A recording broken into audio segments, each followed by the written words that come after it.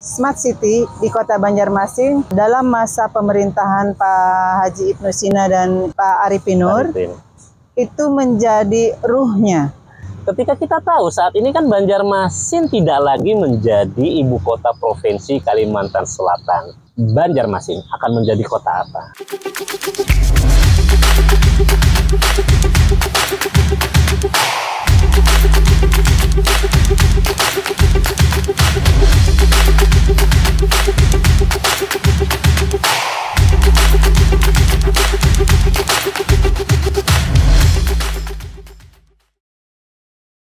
Halo pemirsa Radar Banjarmasin, ketemu kembali bersama saya Toto Farudin.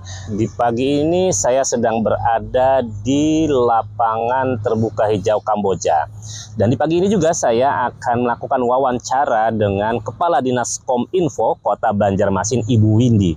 Saya akan bertanya dan banyak mengupas nanti dengan Ibu Windy tentang bagaimana gagasan serta konsep Smart City yang saat ini sedang digaungkan yang menjadi visi misinya pemerintah Kota Banjarmasin, tentunya di bawah kepemimpinan Wali Kota Bapak Ibnu Sina. Dan kita juga akan banyak berbincang tentang bagaimana pemerintah Kota Banjarmasin akan mendorong ekosistem digital dalam upaya untuk mendorong dan meningkatkan pertumbuhan dan perkembangan pelaku usaha kecil dan mikro di Kota Banjarmasin. Dan nantikan saya untuk melakukan wawancara dengan Ibu Windy.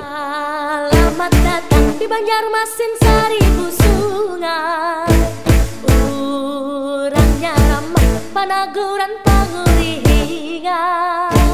Kayu baimbai, kerakatan baratan, pian panggatan, kami sambut wan baksa kambang. Assalamualaikum Ibu. Waalaikumsalam Mas Toto. Alhamdulillah kabar baik. Ibu terima kasih banyak loh udah berkenan menerima saya untuk mengajak berbincang tentang Smart City. Oke, sama-sama. Tadi saya lihat Ibu lagi main handphone, lihat aplikasi sesuatu atau gimana Ibu? Iya, ada aplikasi Banjarmasin Pintar. Oke. Punya Pemko Banjarmasin yang sudah kami launching tanggal 23 Juni kemarin. Oh, baru aja Bu ya? Baru sekitar 2 bulan ya? Setahun kepemimpinan Pak Ibnu dan Pak Arifin. Baru ya. Ini super app-nya Kota Banjarmasin. Super app-nya Kota Banjarmasin. Oke, ini relate banget ya dengan tema yang kita akan bahas nanti Bu ya, tentang Smart City. Konsep tentang bagaimana sebuah kota menggagas penerapan aplikasi-aplikasi berbasis digital, ya, teknologi dan aplikasi yang kemudian itu bisa membantu pemerintah kota untuk lebih memberikan layanan publik yang baik tentunya. Dan di depan saya ini saya perlu mengenalkan kembali ya bahwa Ibu Windy ini adalah Kepala Dinas Kominfotik Bu ya. Ya. Ini Dinas Kominfotik ini yang bertugas menjalankan fungsi layanan publik terkait dengan informasi dan komunikasi tentunya Bu ya. Iya, ada 3 urusan yang diemban oleh kami Dinas Kominfotik. Pertama urusan kewenangan di bidang informasi komunikasi. Kemudian bidang statistik dan bidang persandian. Ada 3 itu. Oke, Bu, kita masuk deh tentang pembahasan mengenai konsep Smart City. Smart City ini adalah sebuah konsep yang digagas oleh pemerintah Kota Banjarmasin setelah Pak Ibnu menjadi wali kota Bu ya. Tetapi masih kabur kalau menurut saya Bu. Ya, saya pribadi masih belum mendapatkan satu gambaran yang utuh tentang seperti apa sih Smart City. Apakah ini tentang konsep yang hanya digagas seperti konsep kebanyakan pemerintah daerah lain yang latah mengikuti tentang konsep Smart City yang hanya mengalihkan bagaimana yang dulunya itu analog atau sesuatu yang sifatnya manual kemudian berbasis digital. Tetapi tentang gagasan sebagai sebuah kota pintarnya sendiri itu sepertinya belum terlihat. Apakah tadi yang dimaksud Smart City ini hanya sekedar berbasis aplikasi seperti yang tadi Ibu sebutkan aja? Mungkin bisa dijelaskan Ibu. Ya, makasih Mas Toto. Jadi Smart City di Kota Banjarmasin itu dalam masa pemerintahan Pak Haji Ibnu Sina dan Pak Arifin Nur itu menjadi ruhnya, ruhnya pemerintahan mereka berdua sebab dimensi Smart City yang ada 6 itu dimensi smart living, smart people, smart economy, smart branding, smart environment itu masuk ke dalam visi dan misinya mereka berdua. yaitu di dalam RPJM. Di dalam RPJM di breakdown menjadi rencana strategis SKPD. Artinya seluruh dimensi smart city itu, seluruh target-target smart city di Kota Banjarmasin menjadi target dan tanggung jawab seluruh SKPD. Itu dulu ya. Jadi smart city tidak mesti berbasis digital. Kalau kita menerjemahkan kata smart city ke dalam bahasa Indonesia, itu adalah kota cerdas. Cerdas artinya tadi, dimensi-dimensinya artinya cerdas.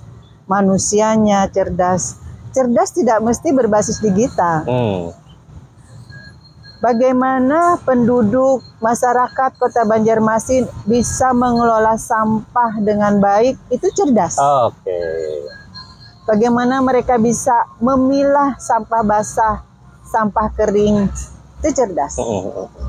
Sehingga pemerintah yang membantu mengelola sampah itu dimudahkan dalam hal mengenangani sampah tadi.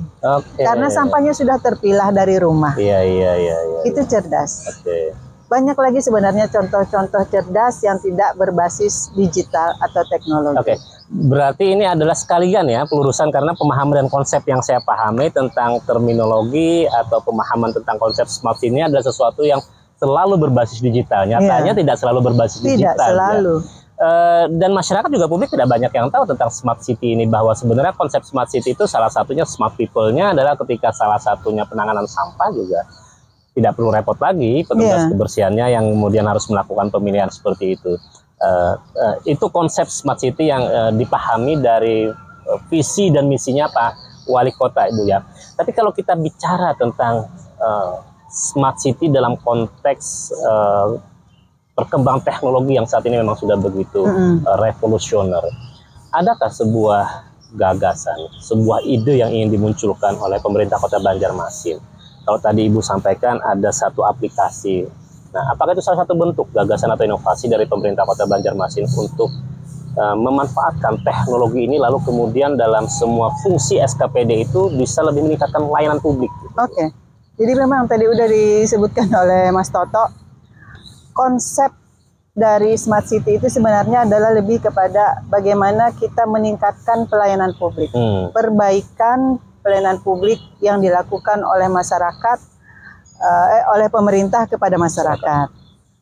Jadi layanan publik yang selama ini dilakukan secara manual, dilakukan sekarang menjadi digital, berbasis aplikasi atau dalam hal ini adalah teknologi.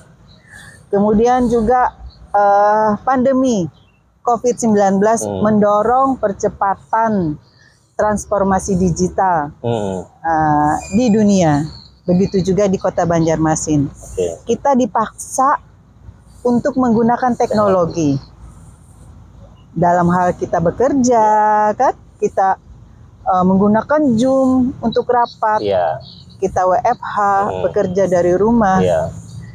Karena pandemi, kita tidak diperbolehkan untuk melakukan pertemuan tatap muka. Untuk menghindari transmisi virus tadi kan. Nah, begitu juga pelayanan publik. Yang arahnya memang semula bagaimana kita memberikan pelayanan publik berbasis teknologi, sekarang dipercepat. Tidak ada lagi pelayanan publik yang datang langsung ke tempat. Masyarakat ingin mendapatkan pelayanan KTP, pelayanan kependudukan. Sudah kami siapkan aplikasinya, bagaimana masyarakat bisa membuat permohonan untuk mendapatkan KTP, untuk mendapatkan kartu keluarga, tanpa perlu berdatang ke kantor Disduk Capil, bertatapan langsung dengan petugas yang dalam masa pandemi, dalam masa COVID-19 itu bisa dianggap menimbulkan kerumunan, Bu ya, kerumunan dan sebagainya. Nah itu tadi kerumunan juga mencegah, menghindari adanya antrian dan sebagainya itu. Tapi masyarakat kan memang masyarakat tidak hanya di Banjarmasin, Iya. di Indonesia pada umumnya kita masih gagap terhadap kondisi ini. Iya, betul. Masih gagap. Literasi digital kita masih rendah. Betul, betul. Pemerintah dari pusat sampai daerah sudah membuat aplikasi-aplikasi layanan publik, tapi mungkin masih sedikit yang Dan ini memakai. tantangan sebenarnya, Bu. Tantangan besar, Iya, PR iya. besar bagi seluruh pemerintah daerah di Cuma bikin Indonesia. aplikasi yang itu menghabiskan banyak anggaran, tapi ternyata mubazir karena nggak dimanfaatkan oleh masyarakatnya. Iya, gimana caranya sekarang Iya. untuk membuat masyarakat memakai? Artinya sama seperti pada saat pandemi COVID, kita memaksa masyarakat, memaksa diri kita untuk menggunakan Nah, teknologi. Pertanyaannya, Bu, adalah bahwa ketika visi dan misi wali kota sudah jauh ke depan, bahwa kita harus menyongsong era revolusi revolusi teknologi informasi, komunikasi, masyarakat kita ini yang mestinya diajak melakukan transformasi ini, udah siap nggak? Apakah kemudian tadi yang saya sebutkan bahwa jangan-jangan sebuah keinginan yang sifatnya visioner saja, tetapi tidak implementatif di lapis masyarakat, atau hanya sebuah gerakan yang latah saja karena keinginan untuk mendorong supaya berbasis digital teknologi, tapi masyarakatnya. Nah, pertanyaan ini, gimana nih masyarakat Banjarmasin sendiri, Bu? Sudah banyak nggak sih yang kemudian memahami, mengetahui, dan memanfaatkan beragam aplikasi yang dibuat oleh pemerintah Kota Banjarmasin, khususnya di beberapa SKPD ini? Kalau dibilang bahwa gerakan Smart City ataupun apapun itu dibilang latah, kalau saya menilai latah, tapi latah yang baik. Latah yang baik kayak gitu. Kemudian tadi ditanyakan apakah masyarakat Banjarmasin siap untuk bertransformasi digital.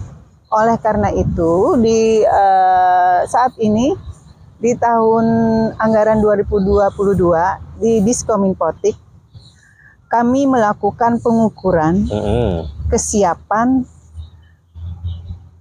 pemerintah Kota Banjarmasin dan masyarakatnya untuk bertransformasi digital. Ini sebuah survei atau apa? Survei. Sudah ada hasilnya? Belum. Belum. Sedang on progress.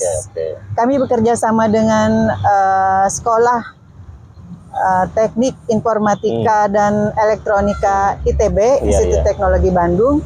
Mereka punya istilahnya punya alat untuk melakukan pengukuran kesiapan suatu masyarakat untuk bertransformasi digital. Jadi hasil dari survei itu nanti adalah di level mana? Di level mana masyarakat suatu kota, dalam hal ini Kota Banjarmasin berada. Misalnya dari levelnya dari 1 sampai 5. 5 istilahnya yang sudah advance yang sudah paling siap. Banjarmasin misalnya ada baru di level 2, misalnya di level 2. Nanti mereka akan memberikan rekomendasi apa saja yang harus dilakukan, harus disiapkan pemerintah Kota Banjarmasin untuk bisa melakukan transformasi digital. Untuk menyiapkan masyarakatnya maupun pemerintahannya. Saya pikir kayaknya masyarakat ini sudah sangat familiar, Bu, ya, dengan teknologi. Bukan menjadi barang yang mewah dan barang yang eksklusif lagi untuk memegang sebuah perangkat handphone, tetapi terkadang memang literasi digital. Dan saya pikir nggak di Banjarmasin saja ini. Ini persoalan di seluruh masyarakat Indonesia juga punya smartphone, tapi yang digunakan justru banyak yang lebih untuk entertainnya ketimbang untuk yang kebutuhan-kebutuhan yang sifatnya itu bisa mendorong mereka menjadi masyarakat informatif. Nah, pertanyaan juga, Bu, masih tentang konsep smart city. Ini tantangan juga ke depan. Bagaimana Banjarmasin memainkan peran dan posisinya, terutama ketika kita tahu saat ini kan Banjarmasin tidak lagi menjadi ibu kota provinsi Kalimantan Selatan, yang otomatis nanti akan terjadi peralihan dan pergeseran aktivitas pemerintahan di kota Banjarbaru, dan otomatis Banjarbaru nanti juga akan berakselerasi menjadi kota yang mungkin menuju metropolis. Banjarmasin akan menjadi kota apa? Apakah menjadi kota perdagangan, kota jasa, kota smart city tadi, atau kota yang masih kembali dengan nostalgianya 1001 sungai yang rasanya sungainya aja pun udah nggak ada, Bu, ya? Gimana, Bu? Iya, terkait undang-undang itu ya, pemindahan ibu kota provinsi dari Banjarmasin ke Banjarbaru. Banjarmasin tetap akan menjadi kota perdagangan dan Kota jasa. perdagangan dan Tetap jasa. akan menjadi kota perdagangan dan jasa seperti saat ini. Oke. Tentu saja untuk menyikapi apabila itu memang sudah direalisasikan undang-undang tersebut, tentu saja pemerintah Kota Banjarmasin akan menyiapkan strategi-strategi khusus bagaimana kami menghadapi kondisi tersebut. Status kota perdagangan jasa itu jelas tetap. Sebab Mas Toto mungkin lihat sendiri hotel-hotel dan betul. sebagainya yang jasa-jasa itu kan di Banjarmasin tidak mungkin dalam sekejap waktu bisa diangkut dipindahkan ke Banjarbaru kan. Karena ada kekhasan di Banjarmasin. Iya, pasti ada. Ya sama seperti mungkin di Balikpapan dan Samarinda gitu kan. Ya, betul, sama seperti itu. Jadi tadi Kota Banjarmasin harus menyiapkan strategi khusus bagaimana menyikapi tersebut, menyikapi kondisi tersebut. Dan itu sudah disiapkan Bu strategi untuk menjadi kota perdagangan kaitannya dengan konsep smart city, karena kan tantangan ke depan adalah pelaku UMKM yang akan menghadapi situasi bermunculannya startup, bermunculannya aplikasi-aplikasi berbasis online yang akan memudahkan orang berbelanja. Nah, ini bagaimana pelaku UMKM-nya juga? Kalau memang Banjarmasin mau menjadi sebuah kota yang digagas sebagai kota perdagangan. Ya, sejak periode awal Pak Ibnu Sina, beliau sudah concern ke penciptaan WUB, wirausaha baru, yang dalam ini adalah UMKM. Jadi Kota Banjarmasin pastinya tetap akan terus mengembangkan keberadaan, mendukung, membina keberadaan para UMKM ini untuk menjadi penggerak perekonomian di Kota Banjarmasin.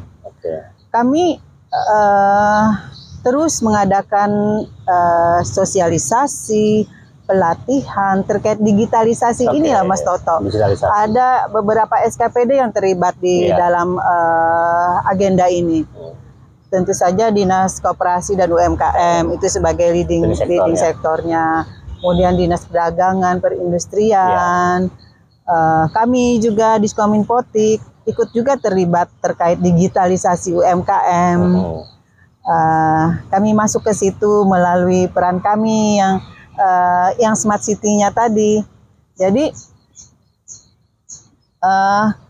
kami juga di Kominfo menyiapkan wadah, agar masyarakat itu punya tempat untuk bisa berkumpul, mendapatkan pelatihan dan sebagainya. Salah satunya adalah di Plaza Smart City. Yang di Siring itu ya Bu ya? Yang di Siring. Ya, Udah pernah ke situ? Ya, sudah pernah sana. Udah pernah. Jadi itu kan semacam kayak co-working space space yang kami siapkan. Jadi situ rutin loh Mas Toto. Rutin teman-teman UMKM mengadakan pertemuan, pelatihan dan sebagainya. Kami di Diskominfotik, saya sendiri selaku kepala dinas sering membuka acara di situ. Mereka punya agenda minimal sebulan sekali, itu khusus untuk yang kami adakan. Kami yang mengadakan Kominfo untuk melatih teman-teman UMKM ini. Tapi saya pernah riset Bu, riset sederhana. Saya melihat di beberapa aplikasi belanja online. Saya mencoba melihat adakah produk-produk dari Kota Banjarmasin yang dia udah eksis di lapak-lapak itu udah jualan secara online. Saya harus katakan ini dengan jujur, bahwa banyak produk yang belum masuk pada digital market itu. Contoh misalnya kuliner, belum ada saya menemukan dari Banjarmasin yang menjadi khasnya. Misalnya mungkin panganan istilahnya apa ya, sepat kering ya, ikan sepat yang kemudian menjadi panganan asin atau apapun itu bentuknya, yang saya pikir sebenarnya market juga terbuka. Nah ini kan kalau dikaitkan dengan konsep smart city, konsep digital marketing, konsep UMKM, wirausaha baru yang dimunculkan, pasarnya kan sekarang sudah tidak lagi bersecara kasat mata Bu ya, lebih banyak kepada pasar-pasar digital. Nah, kalau Ibu tadi bilang sudah ada pelatihan, udah menyasar ke sana nggak sih sebenarnya? Mendorong ke sana nggak? Bahwa kita udah saat ini masuk di mana ketika semua transaksi ekonomi lebih pada berbasis online. Iya, jelas. Tapi tadi Jelas. saya tadi kan saya katakan itu sekedar gambar, Iya. belum maksimal kayaknya. Bu. Belum Apa memang belum maksimal ya? mungkin. Lagi mungkin kalau kita bisa bilang on progress. Oke. On progress. Mungkin ya, karena kami tidak masuk langsung ke situ karena itu kewenangannya di Dinas Koperasi UMKM dan teman-teman di Dinas Perdagangan Perindustrian. Kami sedang menuju ke situ. Oke. Insya Allah dalam waktu yang sesegera mungkin, Mas Toto riset lagi, Oke. sudah banyak Oke. UMKM Kota Banjarmasin yang ada di dalam situ. Ya, dalam setiap kesempatan dan berbagai kesempatan saya lihat Pak Ibnu sering mempromosikan dan sering mengatakan bahwa pemerintah Kota Banjarmasin sesuai dengan visi beliau akan mendorong dan mencetak wirausaha baru.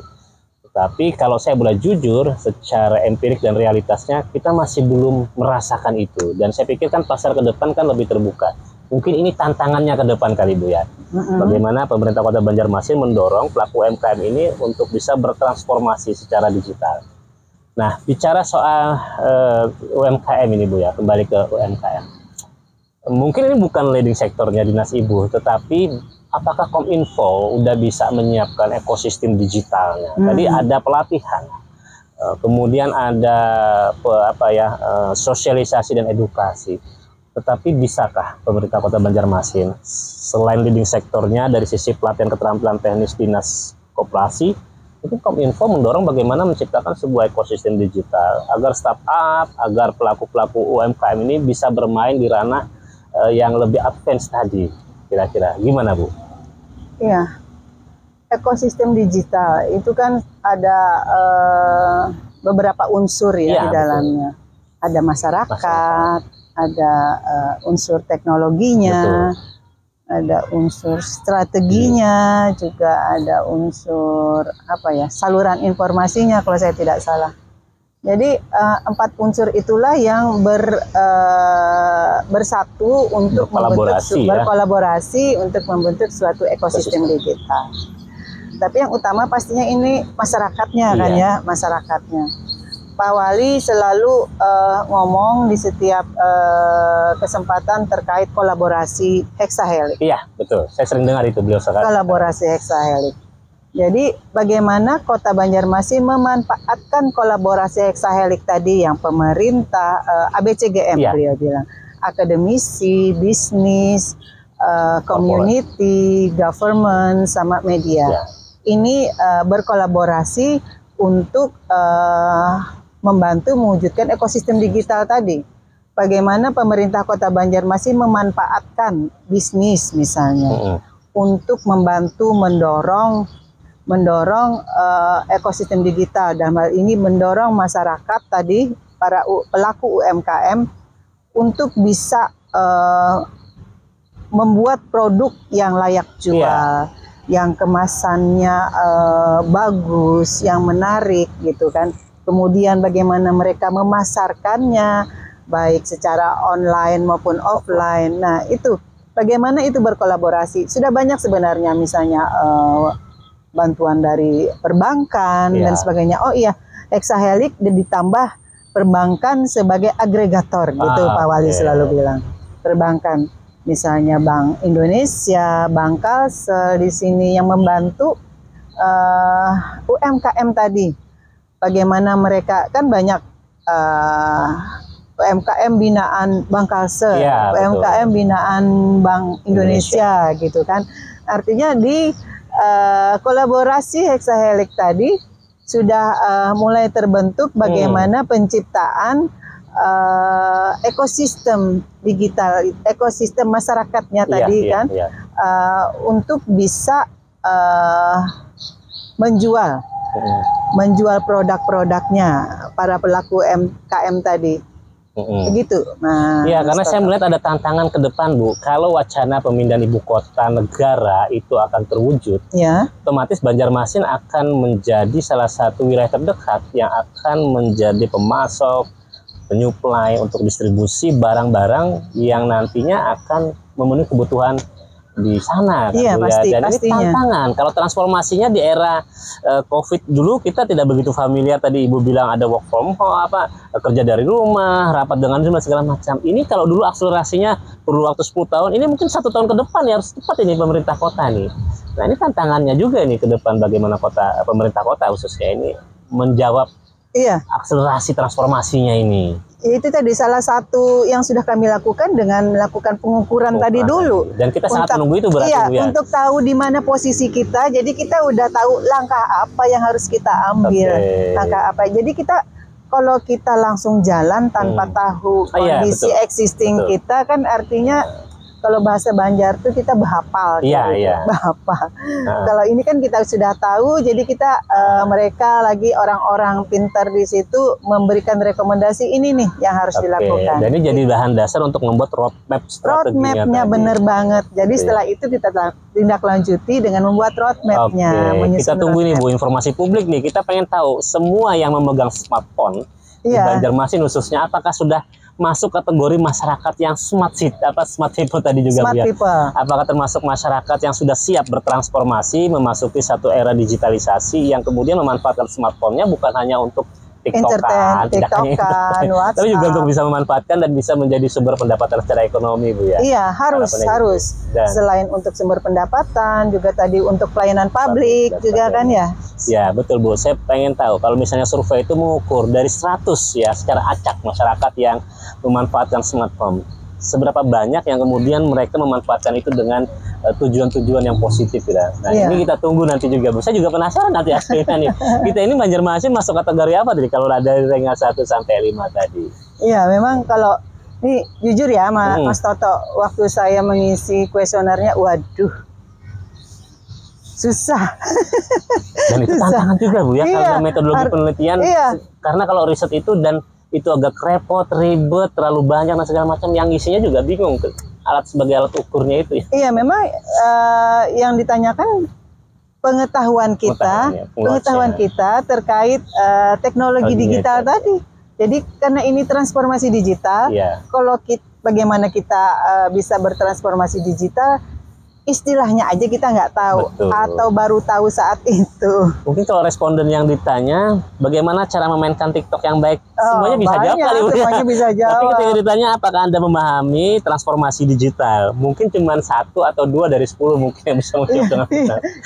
Istilah di dalamnya juga, waduh, saya ini gimana, kita tahu tapi kayaknya cuma tahu ininya aja, tapi definisi sebenarnya itu seperti apa, kita tidak menguasai. Jadi Oke, Ibu, ini bincang-bincang luar biasa. Dari tadi kita duduk, kayaknya kita perlu jalan deh, Bu. Kita sambil lihat suasananya seperti apa. Karena saya harus memberi apresiasi kepada pemerintah Kota Banjarmasin yang dulunya tidak memiliki ruang terbuka hijau, tempat berkumpulnya warga sebagai sebagai pelepas refreshing, ruang publik, berkomunikasi, berinteraksi, bersosialisasi.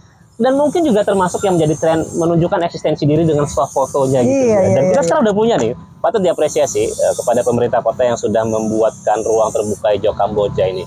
Saya dari pagi lihat-lihat orang, Bu, ternyata banyak di sini yang memanfaatkan untuk olahraga. Ada anak-anak TK yang tadi diajak untuk bermain di sini. Saya pikir ini adalah sebuah ciri, sebuah smart city juga. Benar. Menyiapkan SDM dari sejak dini untuk bisa tidak hanya cerdas tapi juga sehat gitu. Kita coba sambil ke sana deh, Bu, melihat bagaimana situasi di lokasi tempat arena bermain itu. Ayo. Ini sekarang kami berada di ruang terbuka hijau Kamboja. Di belakang saya ini ada tempat bermain untuk anak-anak. Ibu, ini kan tadi saya katakan, tadi saya mengapresiasi secara pribadi dengan hadirnya ruang terbuka hijau di masa pemerintahan Kota Banjarmasin dipimpin Pak Itu Sinaya, dan beliau sudah masuki periode kedua. Adakah lagi hal-hal atau sesuatu yang dibangun, yang dikembangkan menjadi sebuah monumen yang diingat ketika orang ingat Pak Wali Kota, Pak Ibnu misalnya, Kamboja hasilnya? Ada nggak lagi pemerintah Kota Banjarmasin ingin menggagas sebuah konsep kota yang mungkin identitasnya sebagai kota perdagangan? Yang pasti terkait penataan sungai, penataan revitalisasi sungai, terutama dalam hal ini untuk mengelola banjir. Iya. banjir. Kita dapat bantuan dari Bank Dunia kurang lebih 1 triliun, lumayan sangat besar, sangat berarti bagi Kota Banjarmasin untuk melakukan revitalisasi sungai. Di sungai mana aja itu, Ibu? Jadi kita dapat bantuannya melalui Balai Wilayah Sungai, Balai Wilayah Sungai 3 yang ada di Kota Banjarmasin. Jadi sudah disusun DED-nya dan barusan selesai. Jadi sungai veteran, Bu ya. Jadi nanti ada konsep jalan, sungai, dan jalan tadi. Iya. Jalan seperti apa itu, Bu? Iya, jadi jalan yang ada sekarang, ya, kemudian veteran, ada sungai dengan lebar rata-rata minimal 7 meter. Minimal 7 meter. Wow, sekali itu. Iya, kemudian jalan lingkungan. Jalan lingkungan ini lebih ke arah jalan bagi masyarakat yang tinggal di sekitar situ. Jadi mereka saat ini kan masing-masing rumah bikin jembatan, jembatan. Jadi kita minimalisir, kita hilangkan jembatan-jembatannya, ada mungkin 2 atau 3 jembatan untuk panjang tertentu kayak gitu. Jadi mereka muter kayak gitu. Nah, konsepnya seperti itu. Jadi awalnya di jalan Sungai Veteran, kemudian juga Sungai Sutoyo. Jalan Sutoyo Estruk dalam, Bu ya? Itu juga akan direvitalisasi. Kemudian konsepnya sama, dilebarkan dengan minimal 7 meter. Jalan Sutoyo itu direvitalisasinya. Memang rencana awal Sungai Sutoyo juga dibuat konsep seperti Sungai Veteran, tapi saya belum dapat informasi terkait bagaimana DED-nya saat ini, seperti apa rencana kedepannya selanjutnya di dalam DED tersebut. Yang pasti tujuan dari kegiatan ini adalah untuk mencegah banjir berikutnya di Kota Banjarmasin. Jadi selain 2 sungai besar tadi yang sebenarnya itu kanal loh, bukan sungai, karena itu dibuat oleh waktu zaman Belanda dulu. Adalah Sungai Guring. Sungai Guring ini yang membuang aliran-aliran sungai dari sepanjang Ayani ke Sungai Kelayan. Itu yang nanti akan diperlebar, akan direvitalisasi, mungkin dikeruk dan sebagainya. Akan ditata lagi bantaran sungainya. Dan saya pikir ini sebuah kabar gembira ya dari pemerintah Kota Banjarmasin yang melakukan kolaborasi dengan Balai Sungai. Iya, Balai Sungai. Dan kita warga Banjarmasin sangat menantikan ini karena memang Banjarmasin ini menjadi kota yang sangat dihantui dengan kondisi air pasang rob. Pertama, Bu ya. Kemudian juga apabila intensitas hujan terlalu tinggi, maka otomatis semua jalan utama akan banyak yang tergenang.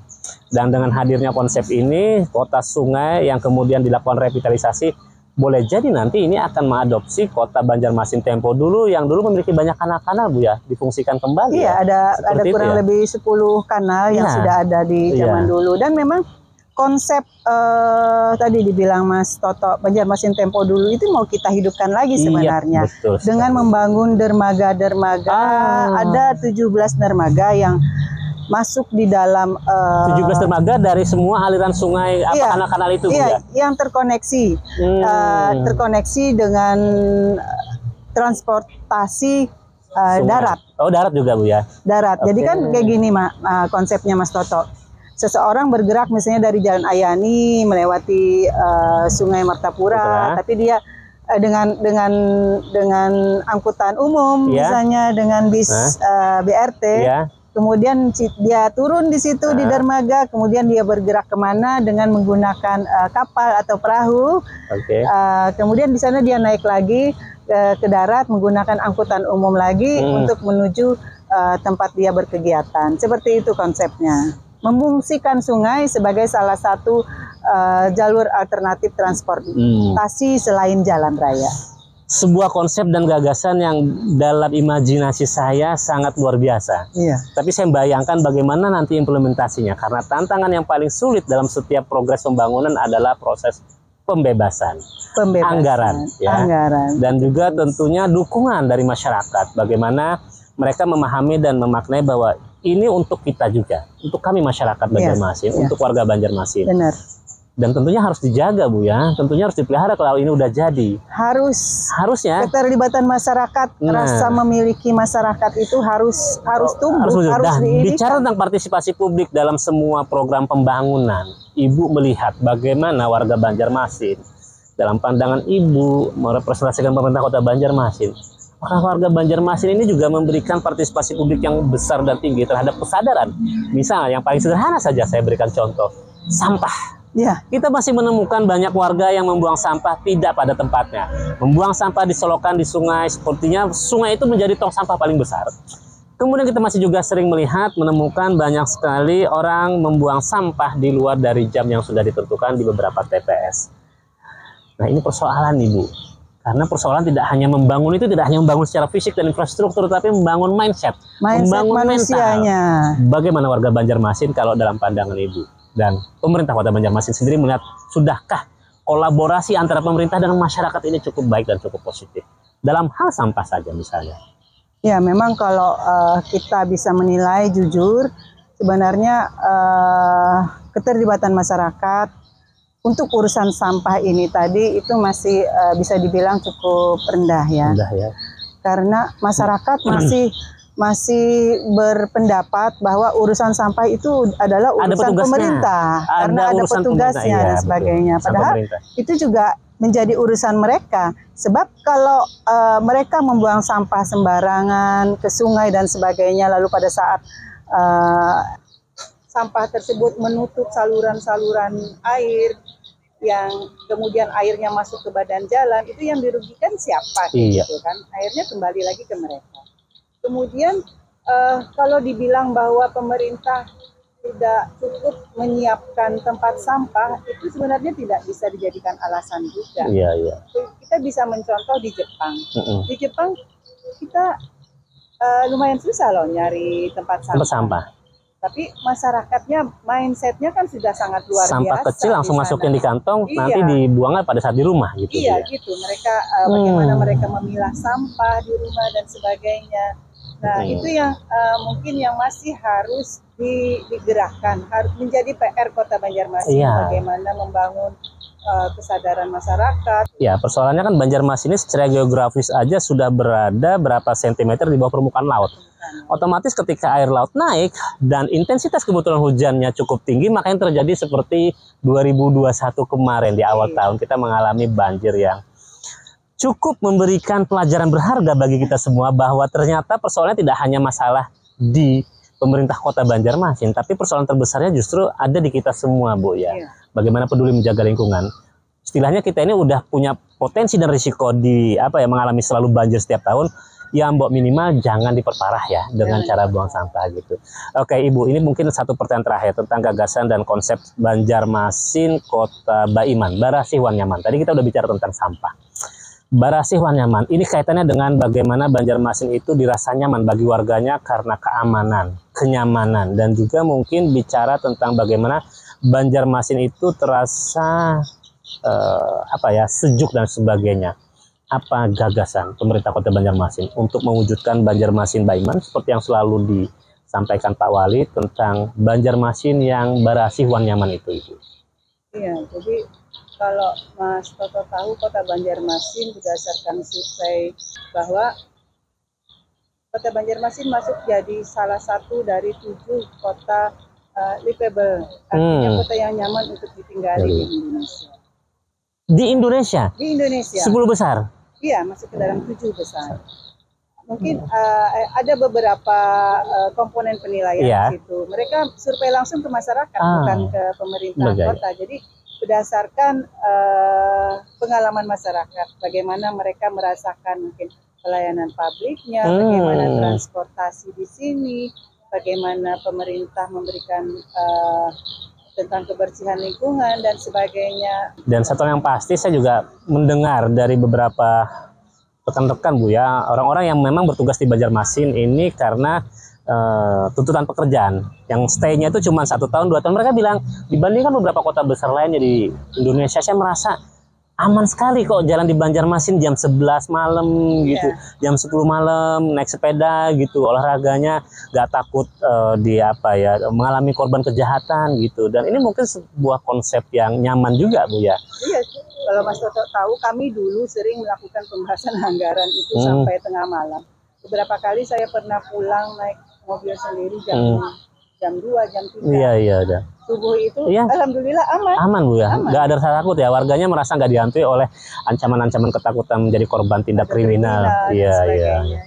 Ya, dan kita berharap nanti ke depan Banjarmasin akan semakin barasih wan nyaman. Amin. Tidak hanya tadi yang seperti Ibu bilang tadi, barasih dalam artian menjadi makna harfiahnya bersih kotanya, tetapi juga warganya benar-benar memiliki semangat, pikiran, hati, dan mental bersih ya. Sehingga nanti ada kolaborasi yang positif antara warga Banjarmasin, pemerintah kota Banjarmasin ke depan untuk membangun Banjarmasin menjadi lebih nyaman.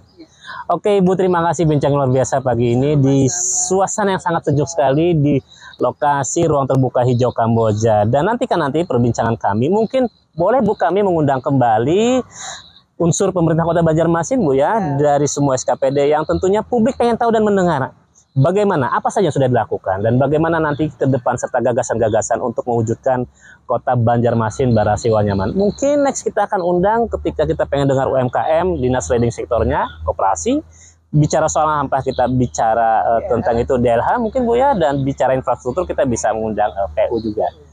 Baik, sekali lagi Ibu terima kasih, sehat selalu untuk Ibu dan salam buat semua jajarannya. Doa kita bersama agar bisa mewujudkan Banjarmasin menjadi lebih barasih wan nyaman. Terima kasih. Assalamualaikum warahmatullahi wabarakatuh.